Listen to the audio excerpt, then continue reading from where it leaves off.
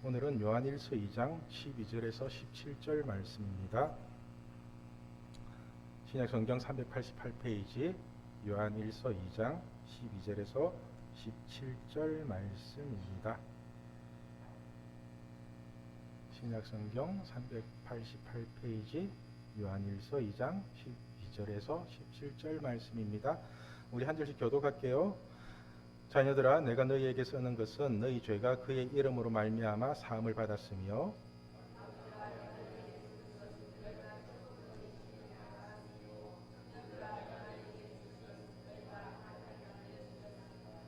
아이들아, 내가 너희에게 쓴 것은 너희가 아버지를 알았으며 아비들아, 내가 너희에게 쓴 것은 너희가 태초부터 계신 이를 알았으며 청년들아, 내가 너희에게 쓴 것은 너희가 강하고 하나님의 말씀이 너희 안에 거하시며 너희가 흉악한 자를 이기었음이라.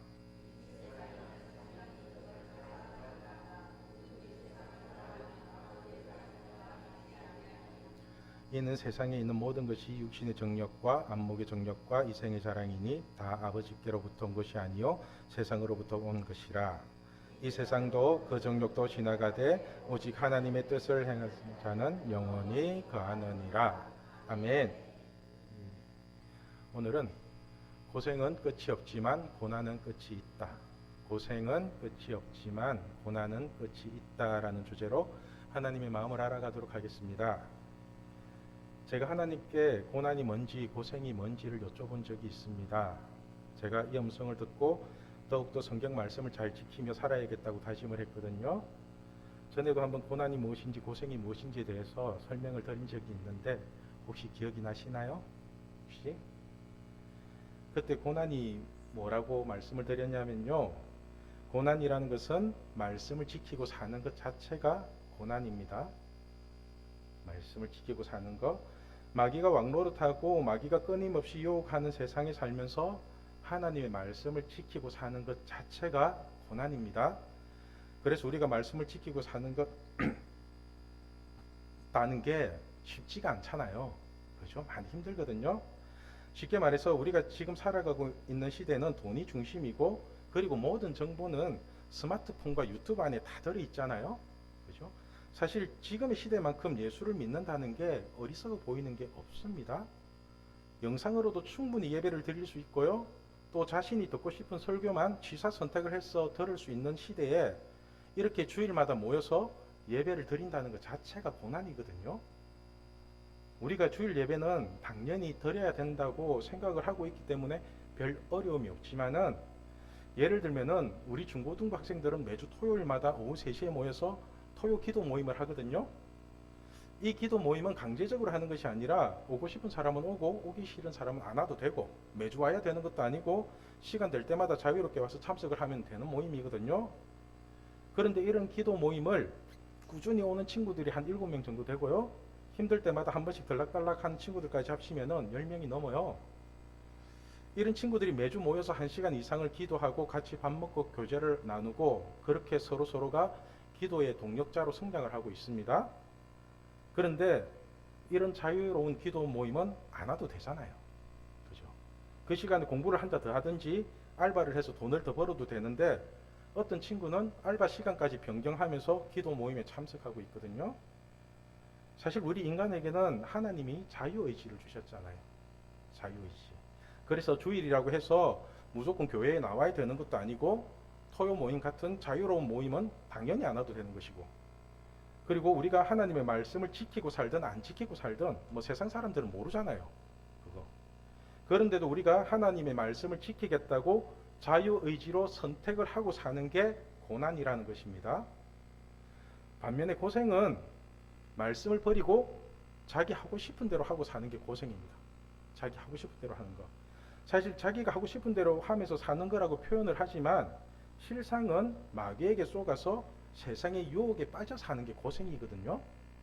그래서 예수님이 하라는 기도는 하지도 않고 사람의 계획으로 판을 짜고 진행을 하면요, 계속해서 문제가 생기는 것입니다. 지난 시간에도 말씀드렸듯이 우리 자녀들을 하나님이 주신 달란트를 찾게 하고 하나님이 주시는 그 길을 열어주시는 길을 가게 하면은 부모나 자식이나 서로가 행복하게 살 수 있는데, 세상이 요구하는 엘리트 코스만 밟도록 계획을 짜고 그 계획 속으로 자녀들을 밀어 넣어 버리면요, 시간이 지날수록 서로 관계가 깨지고 계속 고생만 하게 된다고요. 잠언 16장 9절을 보면은 우리의 계획이 얼마나 헛된지를 알 수 있습니다. 우리 9절 말씀 같이 읽겠습니다. 사람이 마음으로 자기의 길을 계획할지라도 그의 걸음을 인도하시는 이는 여호와시니라. 아멘.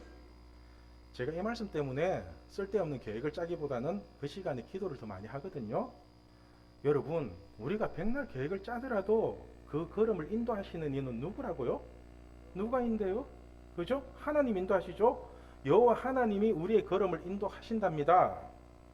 하나님이 이렇게 말씀하시는 이유가 뭐냐면은 선악과를 먹고 죄와 한 몸이 된 사람은 자신에게 이익이 되는 계획밖에 세울 수가 없어요. 자신에게 이익되는 계획만 세우지 십자가에 죽는 계획을 어떻게 세워요? 사람이. 우리가 계획을 세우더라도 세상적으로 성공을 하고 돈을 많이 벌어서 하나님께 영광을 돌리겠다는 계획을 세우지, 어느 누가 하나님의 말씀을 따라서 자신이 먼저 십자가에 죽고 내 자식도 십자가에 죽게끔 만들겠다고 그런 계획을 누가 세워요? 어떻게 세워요?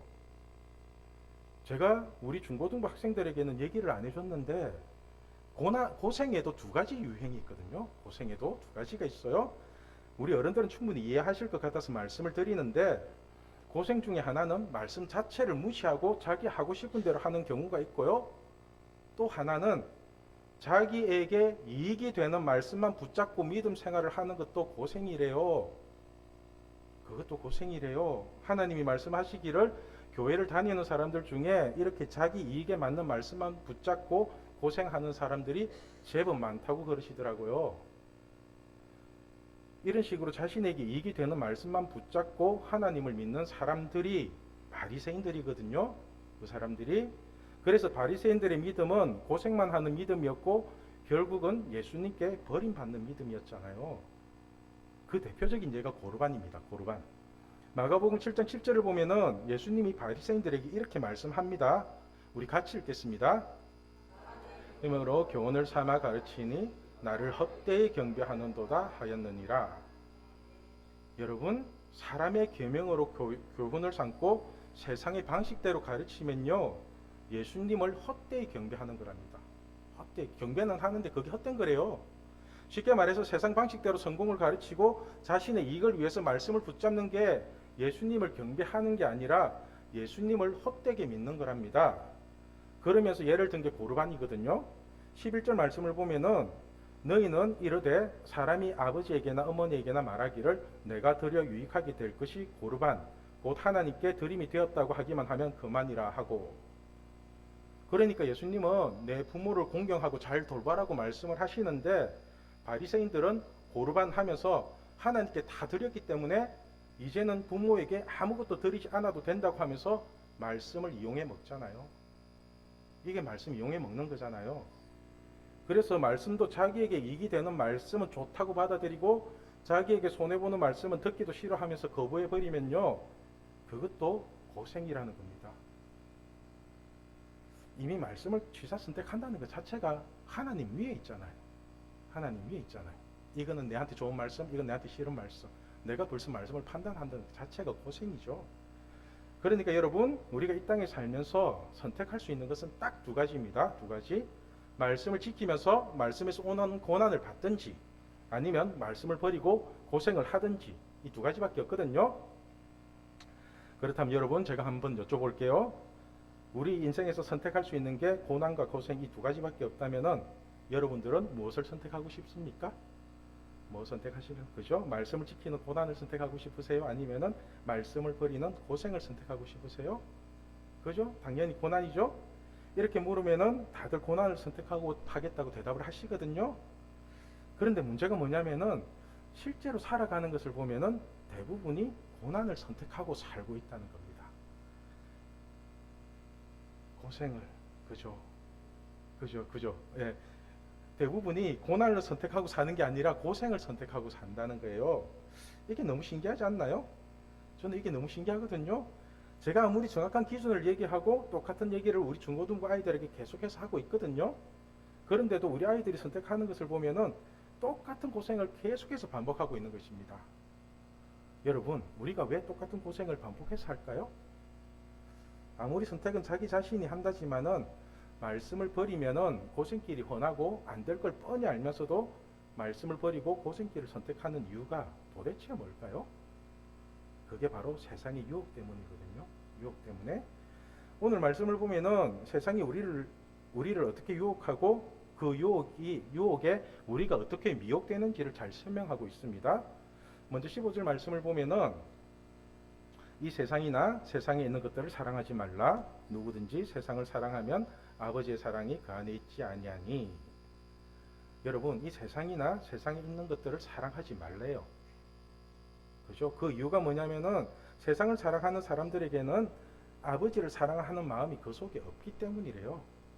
그게 쉽게 말해서 마귀가 지배하는 세상을 사랑하게 되면요, 마귀의 유혹에 빠져서 하나님의 말씀이 우리 마음속으로 들어올 수가 없다는 것입니다.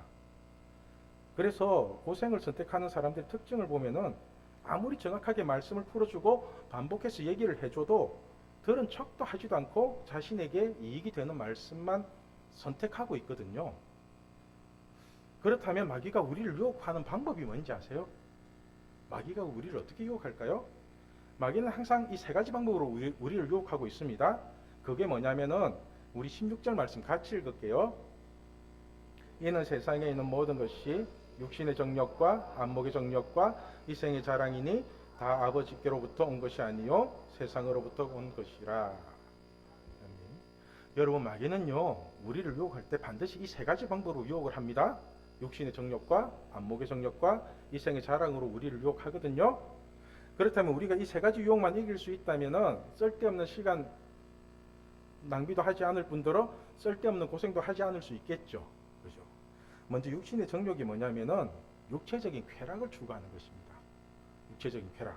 육체적인 쾌락이라는 게 꼭 성적인 타락만을 얘기하는 것이 아니라 일은 안 하고 빈둥빈둥 놀면서 어떻게든 자기 편한 대로 살려고 하는 사람들 있잖아요. 그죠? 손도 까딱 안 하고 내 입만 갖고 떠드는 사람들 있잖아요. 도박이나 로또 같은 그 헛된 것들을 추구하면서 대박을 노리는 사람들이나 사업을 해도 실력을 쌓아서 제대로 된 사업을 하는 것이 아니라 한탕주의식으로 뭔가를 차리는 사람들 있잖아요. 그러다 쫄딱 망하고. 성경은 열심히 일해서 자기 밥벌이를 하고 살라고 하는데 끝까지 세상 원망이나 하고 다른 사람들 탓이나 하고 빈둥빈둥 놀면서 하나님 등골이나 빨아먹으려는 사람들이 있거든요. 이런 사람들은 마음속에 헛된 욕심으로 가득 차 있으니까 말씀을 아무리 들려주고 말씀을 아무리 보여줘도 깨닫지를 못한다는 것입니다. 그래서 사도 바울이 얼마나 답답했으면은 사도행전 28장 26절에 이렇게 말씀을 합니다. 우리 같이 읽을게요. 일러서되 이 백성에게 가서 말하기를 너희가 듣기는 들어도 도무지 깨닫지 못하며 보기는 보아도 도무지 알지 못하는도다. 여러분, 사도 바울이 그렇게 복음을 전하고 말씀을 전하는데도 너희가 듣기는 들어도 도무지 깨닫지 못하며 보기는 보아도 도무지 알지 못한답니다.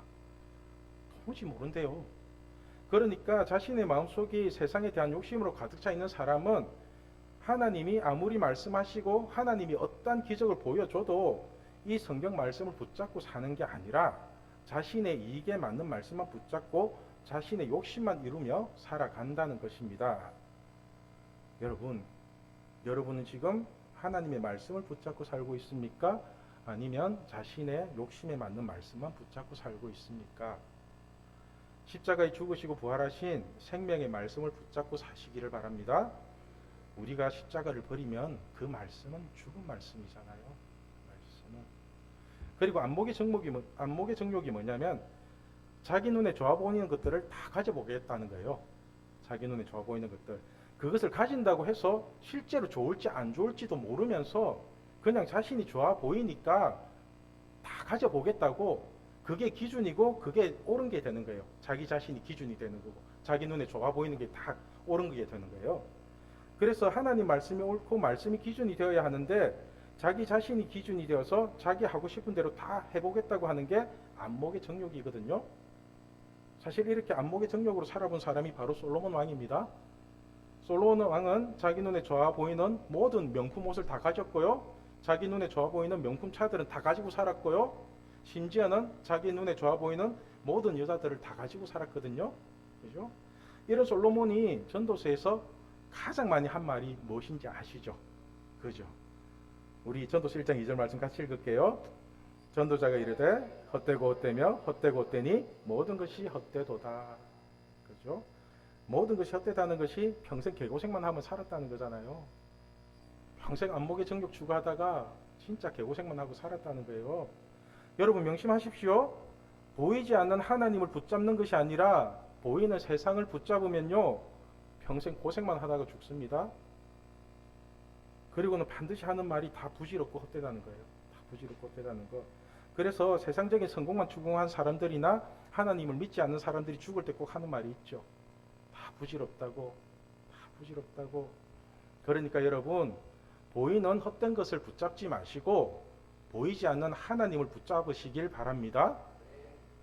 눈에 보이는 사람 쫓아다니는 게 아니라 보이지 않는 하나님을 쫓아다니는 게 지혜라고요. 예. 그러므로 자기 눈에 좋아 보이는 안목의 정욕으로 살지 마시고 보이지 않는 하나님을 바라보면서 믿음 붙잡고 살아가시기를 바랍니다. 마지막으로 이 생의 자랑이 뭐냐면은 오로지 자신만이 세상의 주인공처럼 돋보이려고 하는 사람 있죠. 내 잘났다고 하는 사람. 한마디로 세상에서 성공한 사람이 되려고 하는 것이 이 생의 자랑입니다. 이렇게 이 생의 자랑을 가지고 세상의 성공만을 위해서 하나님을 믿는 사람들은요, 하나님이 길을 열어주시고 하나님이 채워주시는 것들을 가지고 하나님께 영광을 돌리는 것이 아니라 자신의 노력으로 해냈다고 다 자랑을 합니다. 자기가 다 해냈다고. 물론 입으로는 하나님의 영광을 위해서라고 하지만 그 실상을 보면은 오직 자기 자랑입니다. 자기 자랑.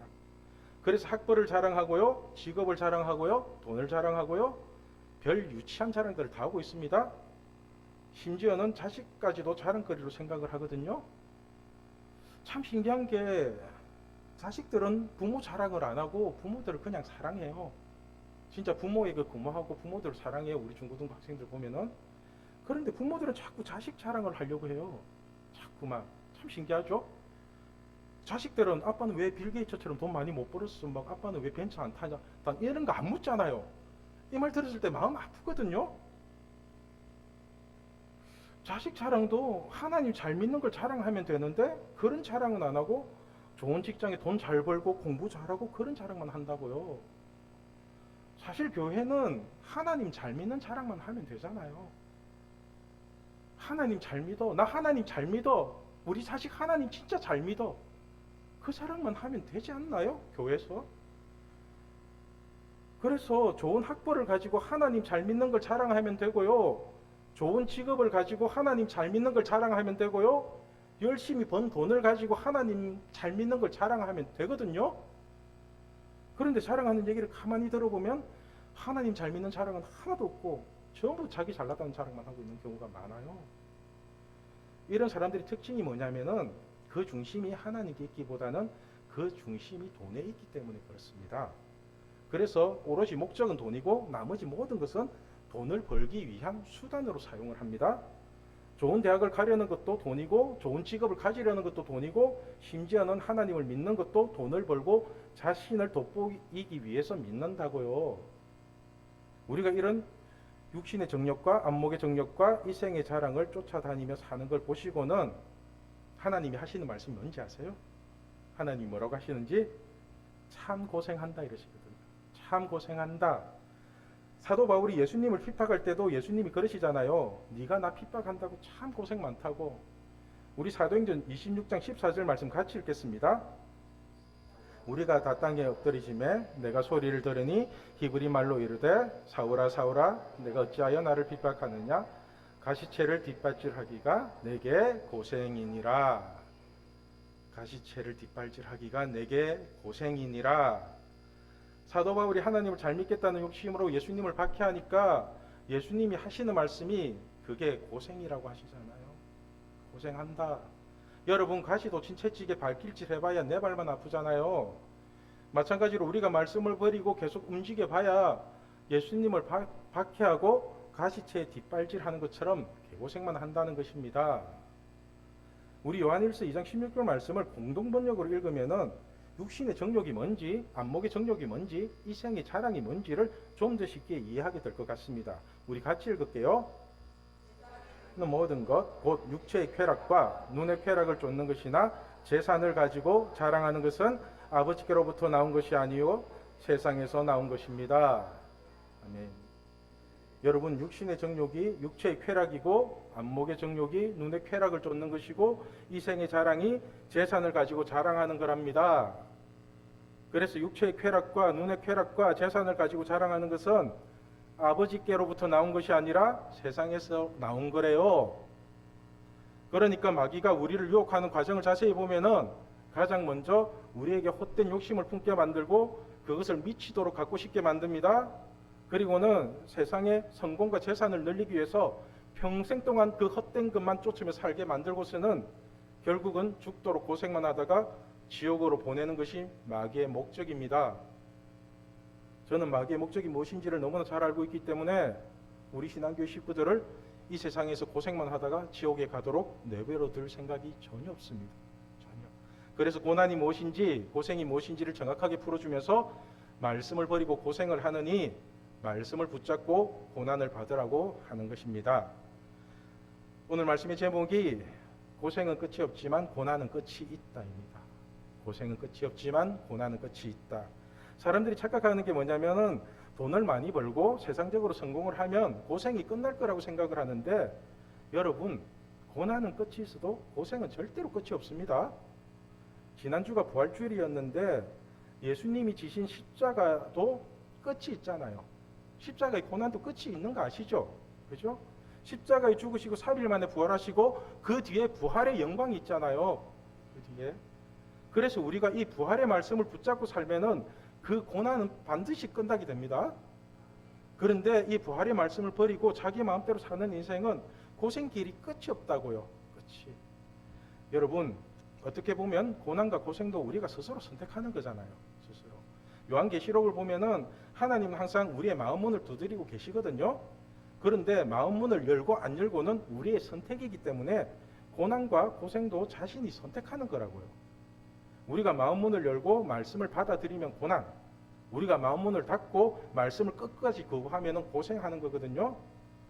그러니까 여러분, 이제 마음고생 그만하시고 마음의 문을 열고 고난의 길을 가시기를 바랍니다.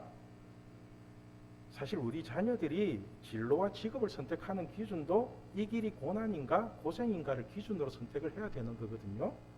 왜냐하면은 진로나 직업은 쉽게 바꿀 수 있는 게 아니잖아요. 그죠? 여기 갔다 저기 갔다 할 수 있는 게 아니잖아요. 그런데 진로나 직업을 선택하는 기준을 보면요, 세상의 성공을 위해서 고생길이 환한 길을 선택한다고요. 고난으로 진로를 선택하는 것은 하나님이 주신 달란트가 무엇인지를 찾는 거고요. 고생으로 진로를 선택하는 것은 사람들 눈에 화려해 보이고 돈을 많이 벌 것 같은 직업에 무게 중심을 두는 거거든요. 한마디로 세상적 가치에 중점을 두고 진로를 선택하면 고생길이 환합니다.